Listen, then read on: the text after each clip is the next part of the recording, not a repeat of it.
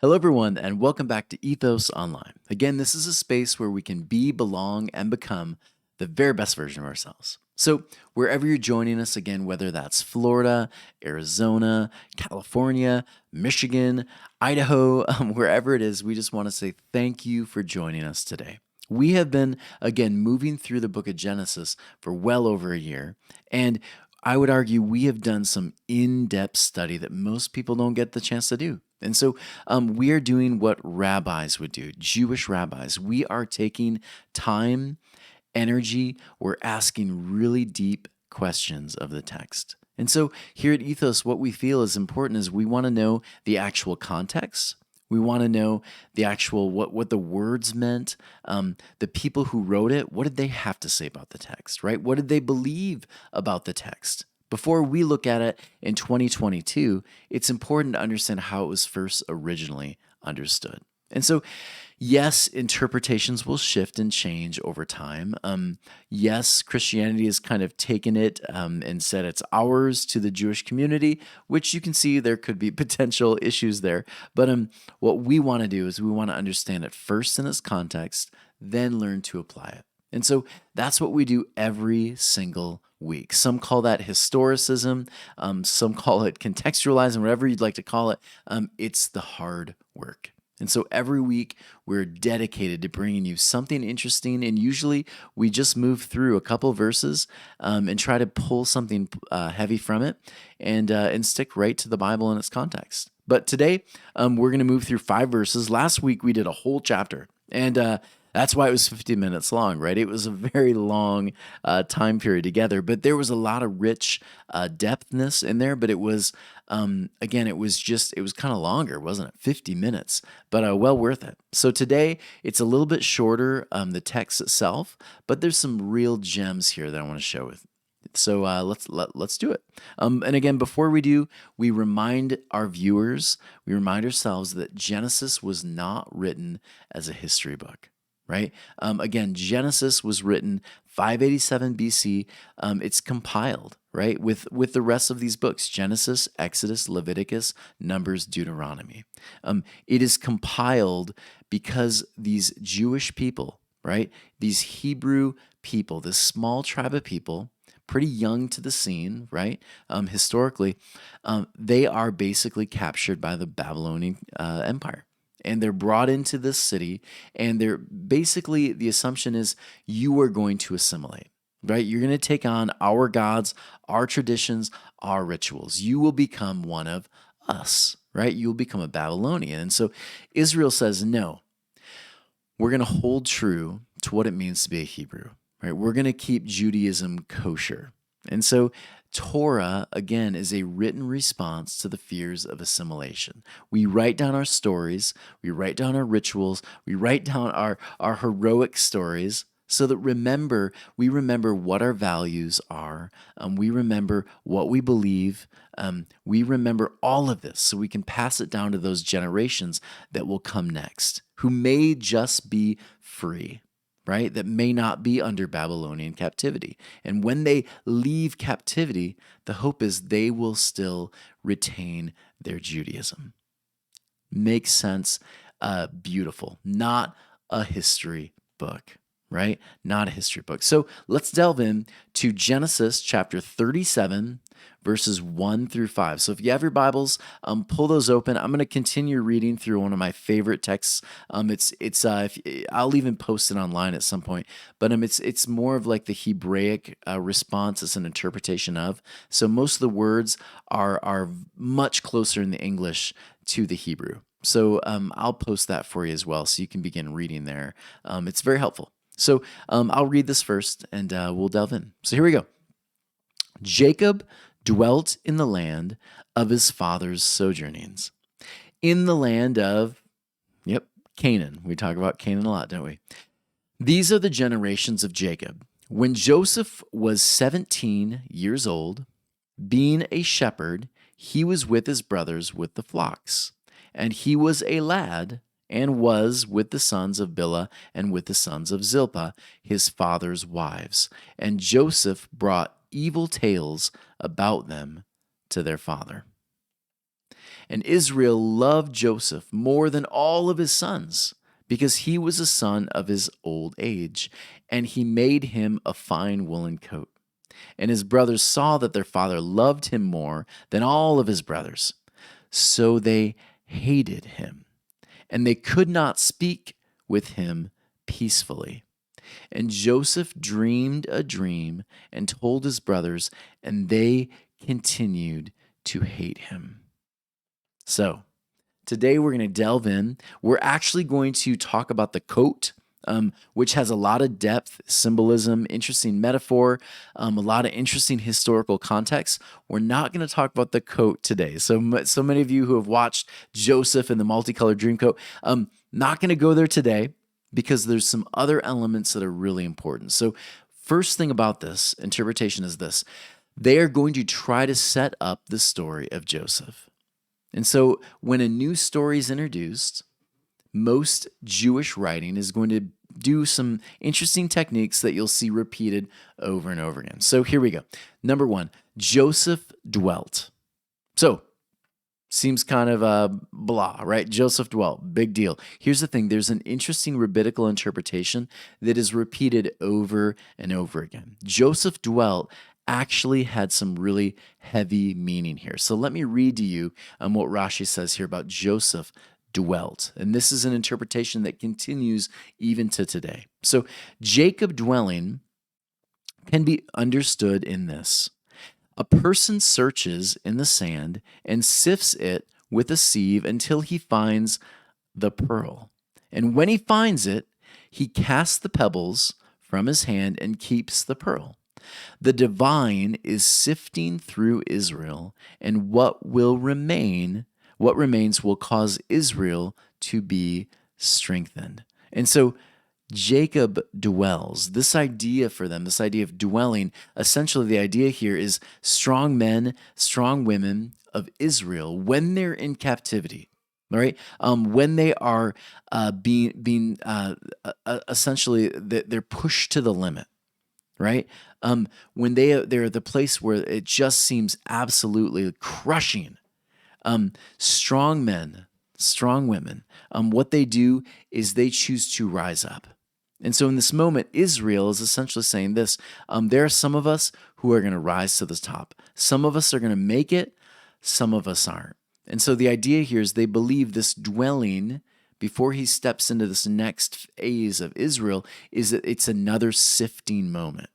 And so for Jacob to dwell, that meant Abraham dwelled. And so you'll notice over and over again in the past stories here, there'll be a moment of dwelling before the new messianic character is introduced, because it's a moment of sifting, right? There's a moment of sifting. I like this interpretation here. Like wheat and chaff, there is a separation that happens to our people, again, Israel, during times of captivity. Some stay true to Judaism while others fall to the wayside. So this, again, is what happens in the middle of captivity for Israel over and over again, because some people are going to obviously assimilate, right? In the middle of the brokenness, in the middle of the pain, in the middle of losing so much, the response was simply, yeah, the easy thing to do is to become Babylonian, right? We'll worshiping your gods means I eat bread, done, right? Some of them are going to die. Right? Some of them were killed in the middle of the journey, in the middle of the combat. Some died, right? Some simply faded out of existence, while others, again, grew stronger in their faith. They grew stronger in their identity. And I think anyone who's ever done anything difficult, you understand this, right? There's a breaking point. You grow from it, or you get weaker. You die from it. Right? There's always those moments. And so for Israel, there's this stopping moment, this pause where the reader and the writer's essentially telling the reader, look, let's pause for a moment. There's been a sifting, right? There's been a moment of sifting, and we're about to step into a new story now. But God has essentially sifted, and there's a new generation that's come up, and there's one that is stronger than the rest.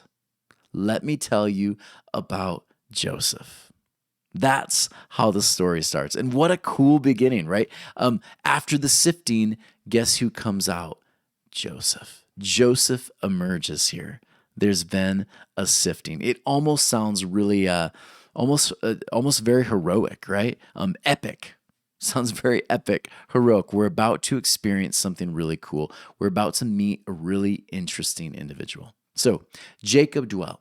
So Jacob dwelt in the land of his father's sojournings. So the idea here, he follows in his father's path, right? Essentially, his father's past has kind of dictated his future and his present and where everything's heading. So Jacob has dwelt in his father's past. So yes, there's going to be repetitions of the story, right? The idea here is it's going to be a very similar story that's about to be told because every story seems to repeat. They're given a promise, right? They doubt the promise. They get into trouble. They call out to God. This story, Jacob is seen repeated because Israel saw it repeated, right? Abraham saw it repeated, right? All of these repetitious moments, they've all experienced it over and over again, right? From the very beginning, this story is repeated. It just shifts with characters and interesting nuanced elements that get introduced later on. So this is the idea. Israel, right? We have been through a lot. We continue to move through a lot. There are so many different elements of the story that are going to get brought up, but it's really the same story told over and over again.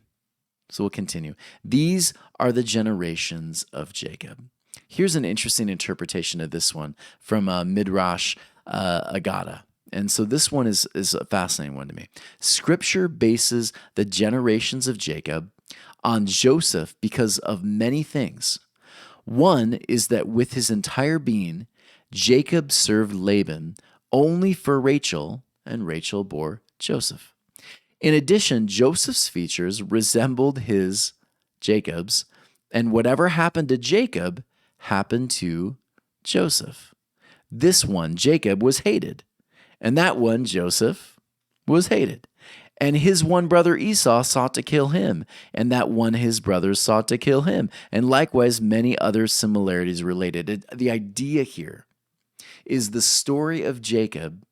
You're going to see so many similarities between the two. Why?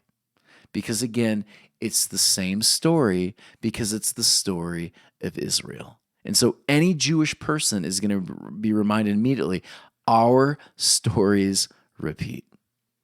Right? Many people will call this generational trauma, right? We've experienced this once, and for some reason, our family continues to fall into the same cycle. What do we do? Right? What do we do with this generational trauma? How do we shift? How do we change? How do we break the cycle? And so for Israel, the answer is if we tell the story enough, at some point we're finally going to hear it. We're finally going to say, oh, I think our issue is here, right? I think it all begins to fall apart here. And so we have this whole 6 elements of every single story of Israel. I wanted to share this with you because it's fascinating to me. If you understand these stories and you can look at it from an interesting narrative, like an English teacher kind of mindset, it begins to make a lot of sense. Every single messianic archetype, every single moment with Israel is going to go through these 6 stages, right? We've talked about the 4-part journey, but think about this from a literary perspective, because again, this is what these Jewish authors are doing. They're essentially writing story using epic narratives that have been passed down from generation to generation. So check this out. Number 1, we fall into captivity, right? Number 2, after we're in captivity for a time, we call out, right? After calling out, there is a freedom that's given, right? And sometimes it's wrestled for. Sometimes it's, if you're Moses, there's some moments of like trial, tribulation, but there's freedom that happens from that. Once you gain the freedom, you begin to wander into the desert, which is essentially that time again of learning and unlearning, right? After you've wandered for that time, then you finally get to the place where you can see the promised land. But to get to the promised land, you have to cross the Jordan. And so the crossing the Jordan moment, again, is this interesting epic moment in the narrative where you have to give up everything. You leave it all there on the riverbed and you let the water wash you, right? It's this baptismal moment. And as you go through the river, you come out the other side prepared to enjoy the promised land. And so in the story of Jacob, we saw interesting moments like this too, didn't we? Right? He goes into captivity. He has to work for 7 years. Finally calls out. He experiences the freedom. He wrestles in the desert. Right? Yeah, he's wrestling the divine. He leaves this moment.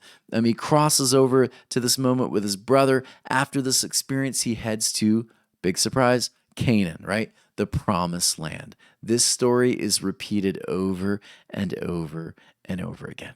And so, Joseph, what I'd like you to do as we read the story in the next couple of weeks, I want you to think about this slide. And I'll periodically show the slide to remind you this is the story of Israel. Yes, it's a beautiful story about Joseph, but it's literally figuratively, right? It's very figuratively the story of Israel because it's literally their story. It's the process they go through every time they're in captivity. And so captivity into calling out, into freedom, into wandering, crossing the Jordan into the promised land. This is what we're going to see throughout the story. So keep it in mind. So here we go. Let's continue. Verse 2. We're only on verse 2. After these are the generations, what we see is when Joseph was 17 years old. So just an interesting little Jewish moment for you. Joseph is of age. Now, understand this. Of age was typically 13, right? You'd have your celebration of this moment. You'd have this little party. You'd essentially share what Torah is. You'd get to have a big meal, a big celebration. When you're 13, you're of age. But they truly believe that 16, 17, these were the ages where one really was considered an adult. And so just pulling from Judaism here, understand this. While boys and girls are considered to be spiritual adults by 13, they are better prepared at 16 or 17 to make the kind of emotional and intellectual decisions of an adult. Joseph is old enough to know better than to stir his brother's jealousy more. I find this really kind of funny.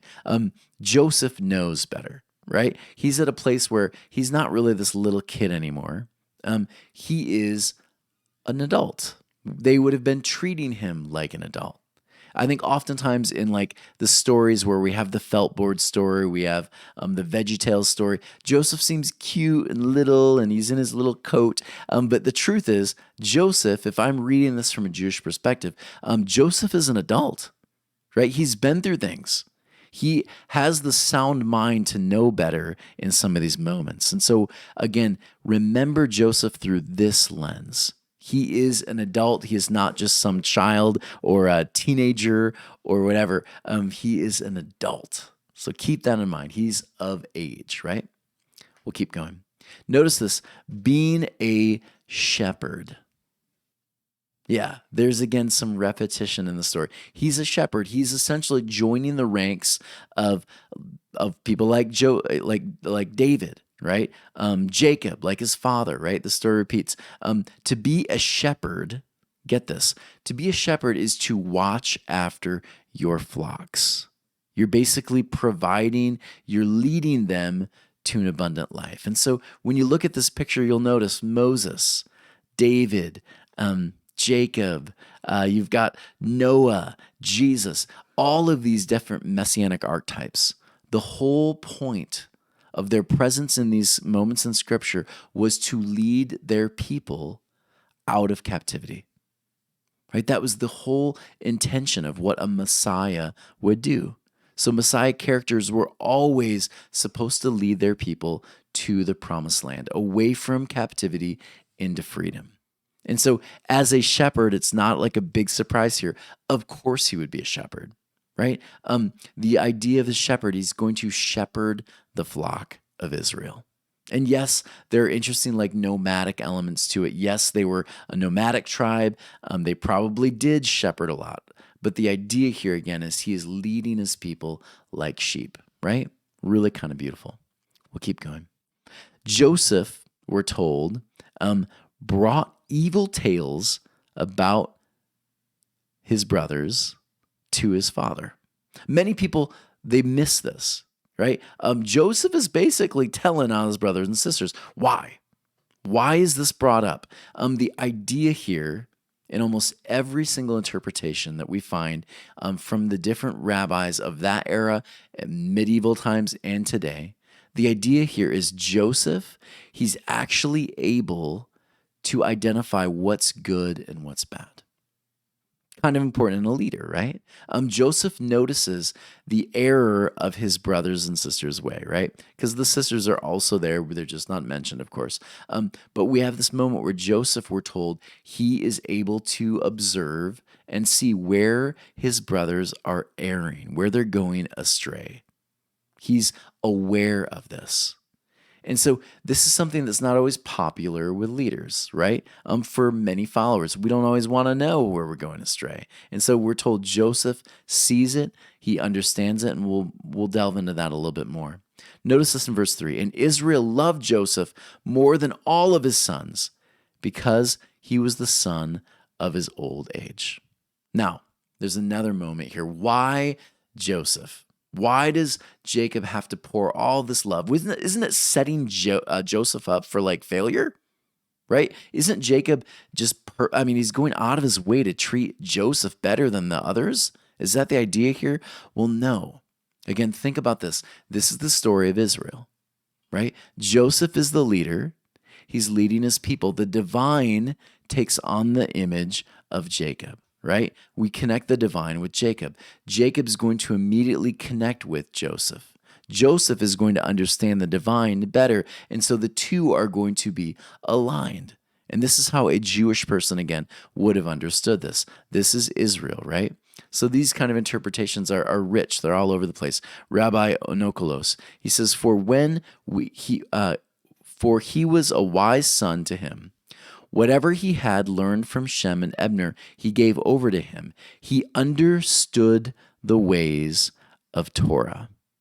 Now, for many of us listening to this, we're getting it already, aren't we?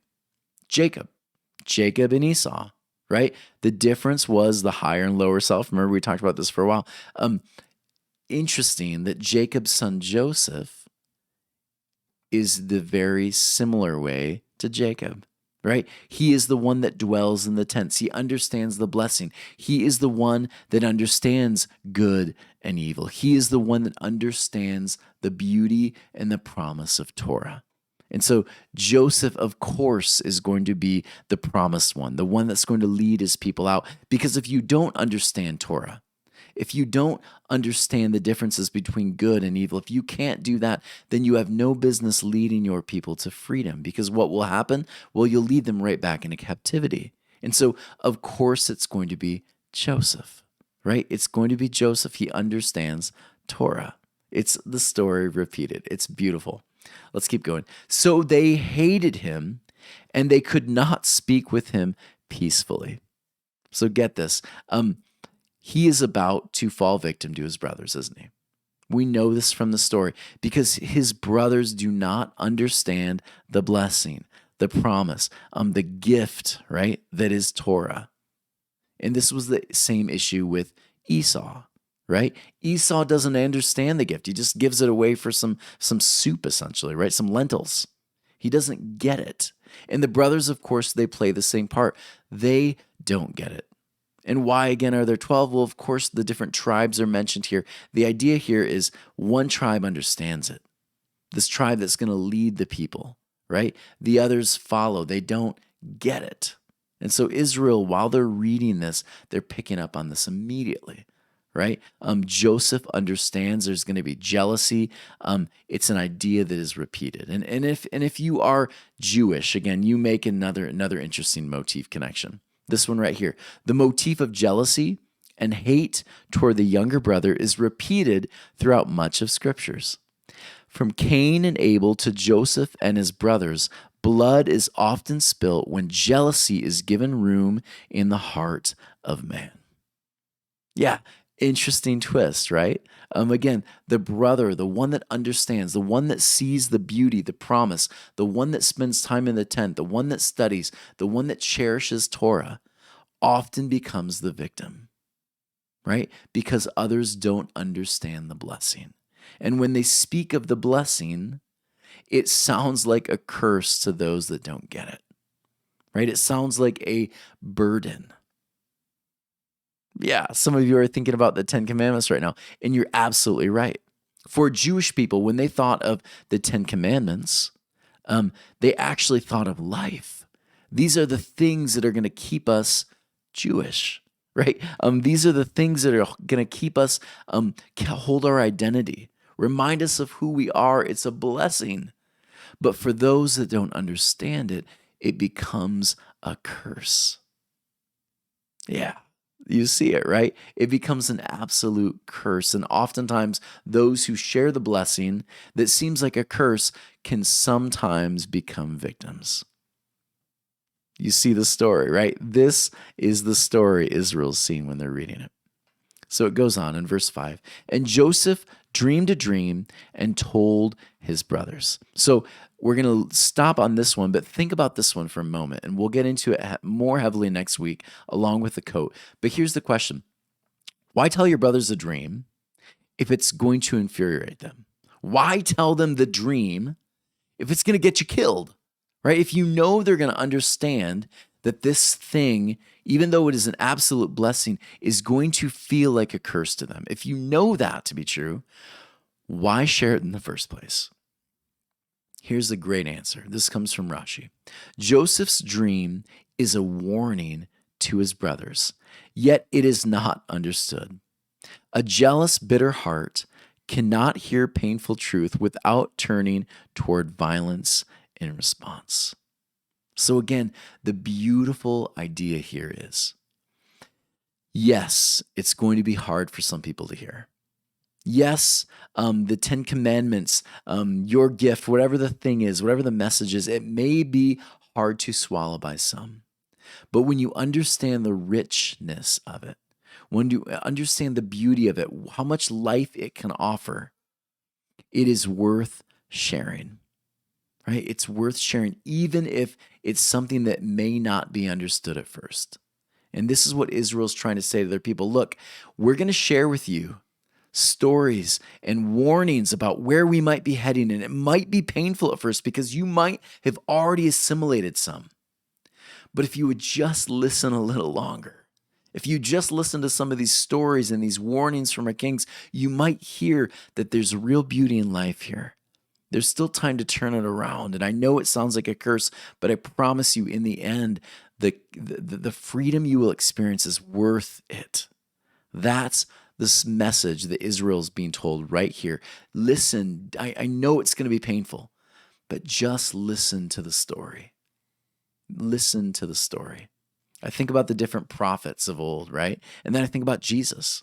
Luke 4:24, these words are so powerful. He says, truly I tell you, no prophet is accepted in his hometown, right? Prophets, leaders, they are often the ones that share, again, the difficult truths, and the people and their church communities, the ones that are closest to them, sometimes have the most difficult time hearing truth, right? It's hard. It can be hard coming from someone you love because it's someone you love. And sometimes you don't want to hear that truth, right? Jeremiah, a prophet who over and over again, the people said, we don't want to hear your messages. We don't want to hear your warnings. He says this, they keep saying to those who despise my word, don't worry, right? He's talking about the false prophets. The Lord says you'll have peace. And to those who stubbornly follow their own desires, they say, no harm will come your way. Have any of these prophets been in the Lord's presence to hear what he's really saying? Has even one of them cared enough to listen? Look, the Lord's anger bursts out like a storm, a whirlwind that swirls down on the heads of the wicked. Jeremiah is basically saying this. Look, I could give you messages, false messages that just make you feel good. But at the end of the day, they will be absolute curses. You think the message I'm giving you is a curse, but the truth is the messages that you keep hearing from other people that, oh, it's fine, do whatever you want to do, just enjoy the thing, assimilate, right? Those are the messages that are actually bearing the curse. The blessing is the one that's sometimes hard to swallow, but it's the one that in the end will offer the most beautiful promise of life that it could give. So again, this is how the story of Joseph starts. It's a reminder sometimes messages aren't always treated very well, especially the messengers, right? And sometimes we stand on the shoulders of those that came before us. But Israel, basically, this is the message: Israel, listen well. Right? Listen well. We're about to give you some hard, painful truths standing on the shoulders of those that came before. Get ready. It's a beautiful story, and it's one that Israel understands, and it's also one I think we can understand too. And so I'm excited to talk to you next week about the story of Joseph and the movement into captivity. It's going to be powerful. There's so many cool concepts here I want to share with you. But before we do, I started asking myself, what can we bring home today from this short 5-verse section?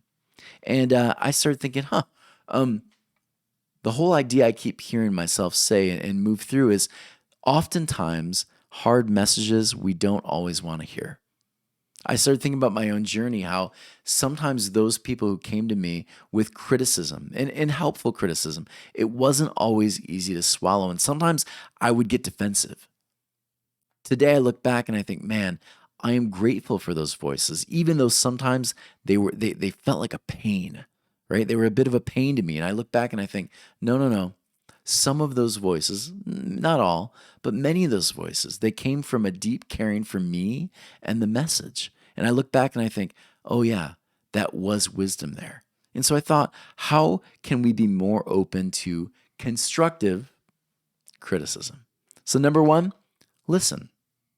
Listen, I know it sounds easy, but the first response most of us are going to have is we're going to feel defensive, like I said. A defensive response, it's going to show itself as like inattention, maybe like burning rage, stammering. But I know how that feels. I know the tightness in the chest we sometimes get. But the idea here is maybe take a few minutes. When you hear that constructive criticism, ask questions of it. Are there elements that are true, right? Shut your mouth for a moment. Just listen, right? Even before asking the questions, which is number two, just shut up. Take a moment.